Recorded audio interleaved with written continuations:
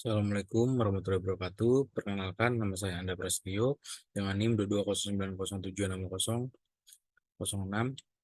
Eh, Kali ini saya akan mereview jurnal tentang estimasi parameter optimal sel surya silikon menggunakan logika fuzzy, metode analitik.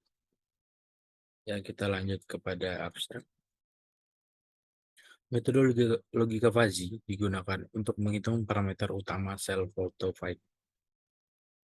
Metode logika fuzzy digunakan untuk mendemonstrasikan dan membandingkan nilai parameter sel surya. Hasil penelitian menunjukkan bahwa metode logika fuzzy sangat cocok untuk membandingkan nilai optimal parameter sel fotovoltaik. Lanjut, introduction. Dioda adalah ilmu yang luas, hasil karya revolusi industri besar dan berbagai jenisnya. Ilmu tentang dioda dan transistor. Setiap hari kita mempelajari hal-hal baru. Sel fotovoltaik atau sel surya adalah dioda sambungan PN yang tidak memiliki tegangan langsung melalui sambungan tersebut dan mengubah energi foton yang jatuh di permukaannya menjadi energi listrik dan kemudian ditransmisikan ke beban yang terletak melintasi ujung lingkaran. Sel surya digunakan pada awal tahun 50-an hingga saat ini sebagai pasokan listrik untuk satelit, pesawat ruang angkasa, dan beberapa kalkulator saku. Beberapa penelitian menggunakan metode numerik untuk menyelesaikan persamaan non-linear dalam banyak aplikasi. Metode-metode seperti Wavelet, Chebyshev, Dirac-Taylor, polinomial Bernstein, ortonormal, fungsi spline, multiskala spline, kalkulus variasional, persamaan integral, sistem linear, dan matriks operasional dapat digunakan untuk menyelesaikan persamaan dasar sel surya. Beberapa aplikasi telah digunakan dengan sel surya, bahkan di langit dengan orbit satelit atau mekanika angkasa. Lanjut, parameter of photovoltaic. Tergantung pada rangkaian listrik untuk sel fotovoltaik dan secara praktis resistansi beban telah digunakan untuk mendapatkan daya keluaran yang dihasilkan dari karakteristik. Menyelidiki kurva arus tegangan, dua parameter penting sel fotovoltaik. Lanjut kepada result and discussion. Ya, kita bisa lihat di tabel pengaruh suhu terhadap parameter penjualan tenaga surya.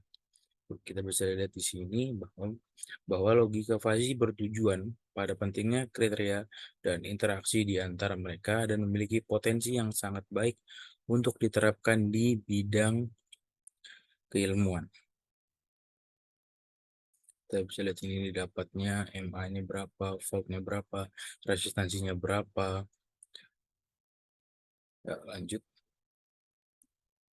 Untuk merancang sistem logika fuzzy sel surya, kita akan mendefinisikan fungsi keanggotaan, afiliasi independen dari inputan parameter untuk menentukan derajat kebenaran di setiap titik.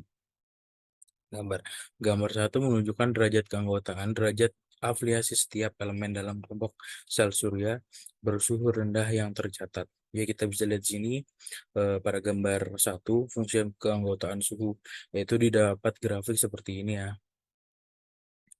Lanjut.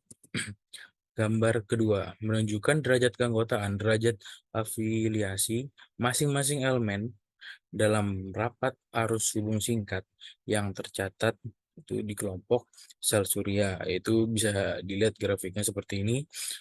Gambar 2 fungsi keanggotaan rapat arus hubung singkat dapat didapatkan grafik seperti ini. Baik, partialization yaitu kesimpulan, sel surya menawarkan potensi menarik untuk konversi langsung sinar matahari menjadi listrik dengan keandalan tinggi dan pemeliharaan rendah dibandingkan dengan sistem panas matahari. Kerugiannya adalah biaya tinggi dan kesulitan menyimpan listrik dalam jumlah besar untuk digunakan nanti dibandingkan dengan menyimpan panas untuk digunakan nanti. Biaya pembangkitan listrik dengan panggilan tenaga surya dapat dikurangi dengan menggunakan konsentrator untuk memfokuskan sinar matahari ke sel. Metodologi Fuzzy sangat mudah untuk membandingkan nilai optimal parameter daripada PV atau fotovoltaik. Ya, itu saja yang bisa saya review daripada jurnalnya. Jika ada kesalahan, mohon maaf. Terima kasih. Wassalamualaikum warahmatullahi wabarakatuh.